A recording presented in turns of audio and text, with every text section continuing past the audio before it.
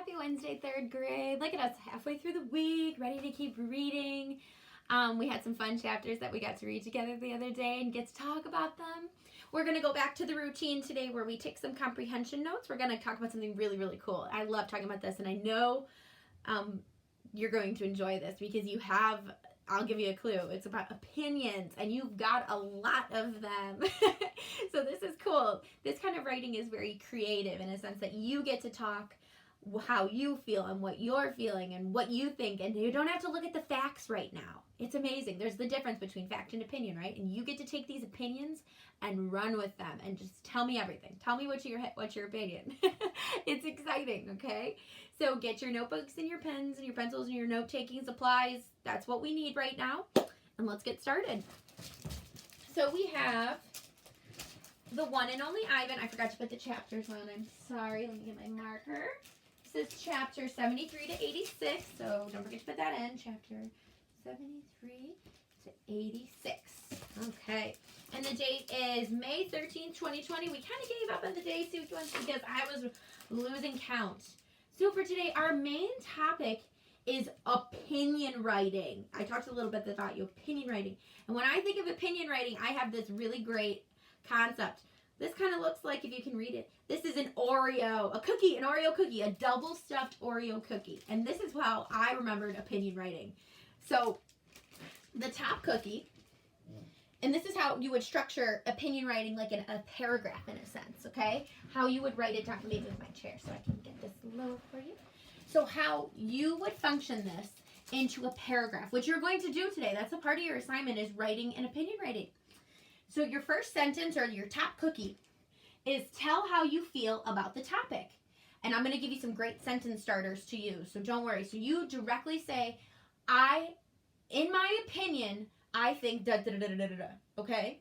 And then you have to go to the second and third sentence, which is the reason. You got to give reasons, right? You can have the opinion, but you got to support it with a reason. And your reasons, give some reasons or information to support your opinion. I feel da da da da da da because da da da da da. I think da da da da da da da da. Okay? And then you go into the examples. You get the facts. You get those exact things you're thinking of. Those reminders. Give details to support your opinion. So that's about 2 sentences, 1 to 2 sentences. Okay?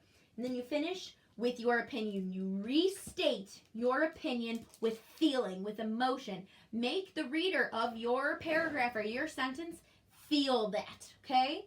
It's very, very exciting. It's super, super cool. I'm really excited. I can't wait to hear. I'm going to ask you about these at book talk. I'm super, super excited.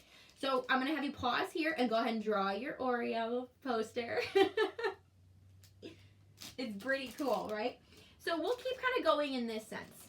So along with that, I talked about some sentence starters, right? So with the Oreo writing, I'm going to do an example right now, okay? And I'm going to give you the sentence starters. So we pull the sentence starters up. So skip 2 spaces and write sentence starters. And the examples are, in my opinion, I feel, I prefer, I think, the best thing about. So, and I put dot, dot, dot, dot, dot after because I didn't finish the sentences or anything, okay? So if you need those, go ahead and pause and write them down. But I'm going to keep going, okay?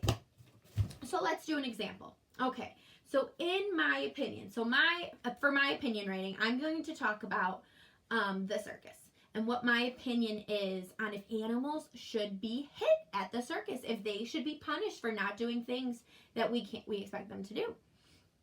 All right, so I start with my opinion. I start with my top cookie, my opinion, and I have to tell how you feel about the topic. So I would say, okay, in my opinion, animals should never be hit in order to do a trick at the circus, right? So I stated how I felt about this. I said, in my opinion, in my feelings inside, I don't believe that animals should be hit.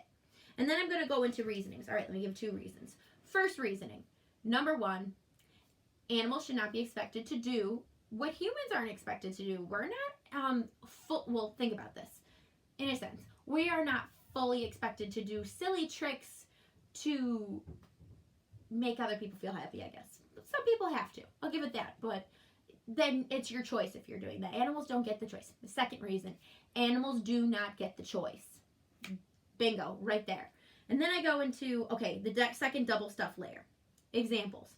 I would look up some facts, and I would say, okay, when animals are being trained to do tricks in the circus, they are harmed, they're hurt, they might get hit if they're not paying attention, or if they're not doing what Matt did. Ruby wasn't doing what Mac wanted him to do, so he hit her, or pretended to hit her, and she hit him back. Good girl. And then my second example, I would probably dig into a little bit how I would maybe do some research about how long animals live when they're in the circus, or what their conditions are living, and how it's really not that great. I mean, I would have to say that the big top 8 mall is probably pretty good compared to other circuses. And then I would finish with my opinion, and I'd give it really big emotion, and I would put some words in there, and I would say, I would prefer if animals were never used to make people happy in this way, especially if they are harmed. I think if we put humans into that situation, it would be considered terrible. So we have to think about the animals too. So that was my opinion writing, okay? That was just my ideas. So I loved that I went through and I talked them out first, because when we're writing, we have to say it. We have to say what we're writing, or it might not make any sense. So if I start out by talking and then writing my ideas down in my Oreo, in my Oreo anchor chart or whatever, and label, that can help me kind of break it down. And then I can make them into perfect sentences, into one perfect paragraph. All right? So that's your job for today. Let's go ahead and skip 2 spaces, and let's dig into some vocab. We got 4 new words here, okay? The first word is frantic. And when I think of I hear frantic, and I'm like, ooh, that just kind of scary. Frantic. If someone's frantic, they're panicked. They're terrified. They're scared something's happening. Dogs are frantic when they hear thunder or lightning, right? Or your parents would be frantic if they couldn't find you. Scornful. Now, this is mocking or deep hatred. I'm scornful of people that do hurt animals in a way they shouldn't, right? Musty. This reminds me of my cottage, because my garage smells musty, and I actually really like the smell. I probably shouldn't. But musty is another word for moldy, stale, or smelly. And right away I was like, oh my gosh, I really, really hope all of you brought all your lunch boxes home from school, because that school probably could smell musty and yucky, right? Oh, God, gross. And then the last word is incompetent. So if something is incompetent, it's unskillful. It doesn't have the skills to do something. I would probably be incompetent at becoming an accountant. I don't know how to do crazy paperwork math. I would be totally incompetent at that. I would probably be incompetent also at being a police officer or a fireman, because I cannot run that fast. And I'm not that strong of a runner, but they need to be, you know. So those are vocab. Go ahead and pause and get those written down. And let's go on over. Turn me back on when you're ready for your quick write. All right. I'm going to come over to my computer. Our quick write for today is, write about someone in your life that you love. Oh, I love this. And how do you show love and care for this person? Well, I'm filming this today on Mother's Day. So I'm going to talk about my mom. I would talk about my mom for my quick write. And I would say, someone I love in my life that I love is my mom. And I show, how do you show that I love and care for her? Well, I do my best. It's been rough in the pandemic, but I show I love and care for her by trying to help around the house, spending time together, going out to dinner. We like to go shopping together. She's really good at shopping, so we like to shop together. We like to work out together. My mom and I do a bunch of workout videos together, and we like to try new things and do different workouts, and it's really, really fun. I try to keep my room clean, because I know that makes her happy. All right, I love to garden, so I love to plant and do the pots in my backyard and putting flowers together, and that's something we like to do together too, because that's something her and her mom did together. So yeah, I would talk about my mom, but there's so many people you love, so I can't wait to hear about it. Who you're gonna pick? Okay, and then let's read. We are on page 161 at the chapter A Bad Dream. We're continuing on from where we left off, okay? A bad dream.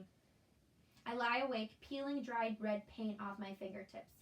Bob, who accidentally walked on one of my paintings, is licking its red paws. Every so often I glance over at the empty ring. The claw stick glints in the moonlight. Stop. No, Ruby's frantic cries startle me. Ruby, I call. You're having a bad dream. You're okay. You're safe. Where's Stella? She asks, gulping air. Before I can answer, she says, never mind. I remember now. Oh, poor girl. Go back to sleep, Ruby, I say. You've had a hard day. I can't go back to sleep, she says. I'm afraid I'll have the same dream.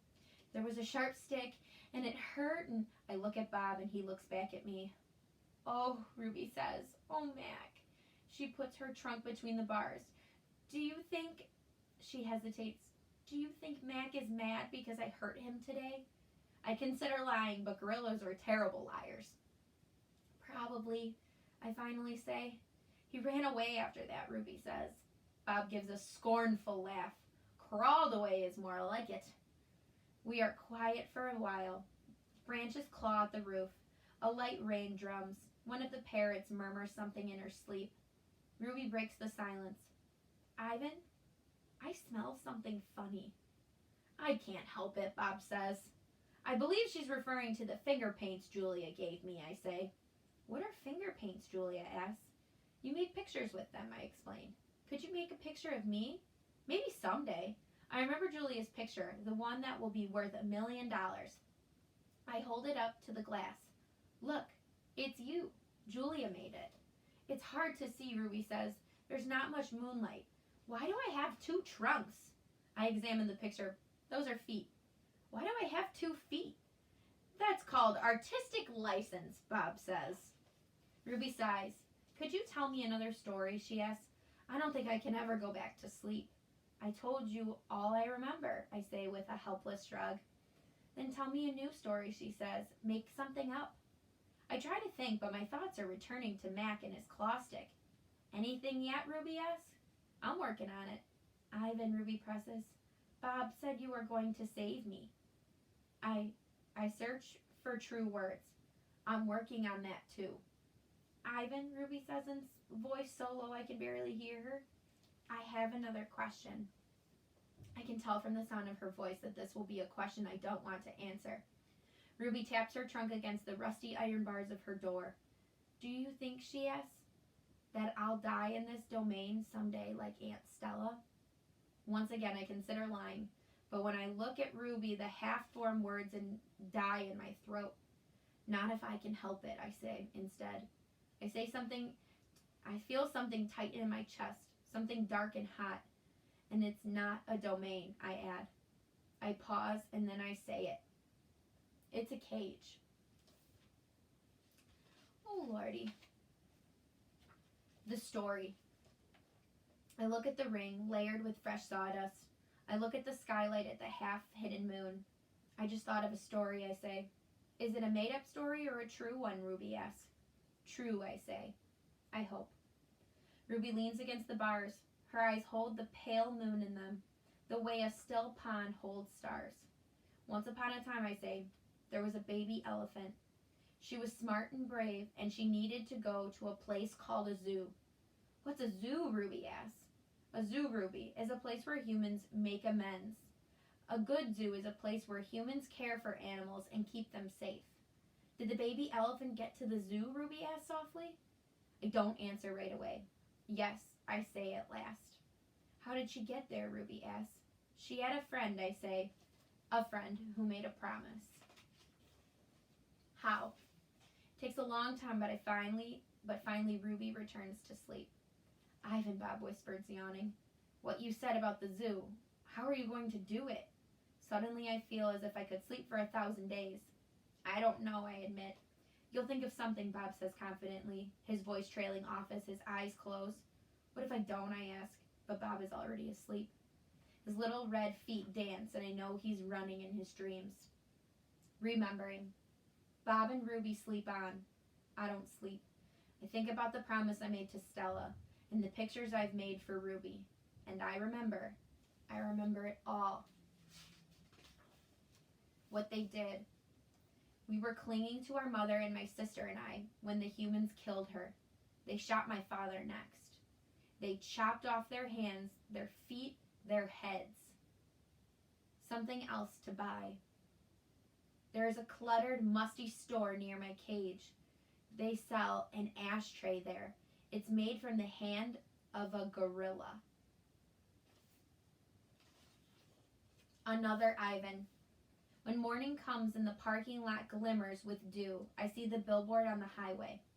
There I am, the one and only Ivan, bathed in the pink light of dawn. I look so angry with my furrowed brow and clenched fists. I look the way my father did the day the men came. I am, I suppose, a peaceful sort. Mostly I watch the world go by and think about naps and bananas and yogurt raisins. But inside me, hidden, is another Ivan. He could tear a grown man's limb off his body. In the flicker of time it takes a snake's tongue to taste the air, he could taste revenge. He is the Ivan on the billboard. I stare at the one and only Ivan at the faded picture of Stella, and I remember George and Mac on their ladders, adding the picture of Ruby to bring new visitors to the Exit 8 Big Top Mall and Video Arcade. I remember the story Ruby told, the one where the villagers came to rescue her. I hear Stella's kind, wise voice. Humans can surprise you sometimes. I look at my fingers, coated in red paint, the color of blood, and I know how to keep my promise. Days. During the days, I wait. During the nights, I paint. I worry when Mac takes Ruby into the ring. He carries the claw stick with him all the time now. He doesn't use it. He doesn't have to. Ruby isn't fighting back anymore. She does whatever Mac asks. Nights. I close my eyes. I dip my fingers into the paint. When I am done with one piece of paper, I set it aside to dry. It's so small, just one sheet, and I'm going to need so many. I move on to the next, and the next, and the next. It's a giant puzzle, and I'm making the pieces one by one. By morning, my floor is covered with paintings. I hide the paintings under my pool of dirty water before Mac can see them. I don't want them to end up in the gift store selling for $20 a piece, $25 with a frame. These paintings are for Ruby, every one of them. Project. Ivan, Ruby asks one morning when I am trying to nap, "Why are you always so sleepy during the day?" "I've been working on a project at night," I tell her. "What's a project?" "It's a thing, a painting. It's a painting for you, actually," I answer. Ruby looks pleased. "Can I see it?" "Not yet." Ruby pokes with annoyance at her roped foot. She takes a breath. "Ivan, do I have to do the shows with Mac today?" "I'm afraid so. I'm so sorry, Ruby." Ruby dips her trunk in her water bucket. "That's okay," she says. I already knew the answer. Okay, this is going to be my last chapter for today. Not right. It's night again and everyone's asleep. I look at the picture I've just made, one of dozens. It's smudged and torn, a muddy blur. I place it beside the others lining my floor. The colors are wrong. The shapes are off. It looks like nothing. It's not what I'm trying to create. It's not what it's meant to be. It's not right, and I don't know why. Across the parking lot, the billboard beckons as it always does. Come to the Exit 8 Big Top Mall and Video Arcade, home of the one and only Ivan, mighty Silverback. If I could use human words to say what I need to say, this would all be so easy. Instead, I have my pots of paint and my ragged pages. I sigh. My fingertips glow like jungle flowers. I try again. So I'm going to have you stop at going nowhere, and you're going to finish on page 187. You're going to finish with the chapter ads. What do you think is going to happen next? So I am wondering about Ivan's project, and it says it's for Ruby. And it's not, he's frustrated with it because it's not doing what he wants it to say. I think he's going to try and communicate with someone with this picture. And I'm really excited to hear what it is. So go ahead and finish those three chapters, and we'll talk about it tomorrow. Bye, you guys.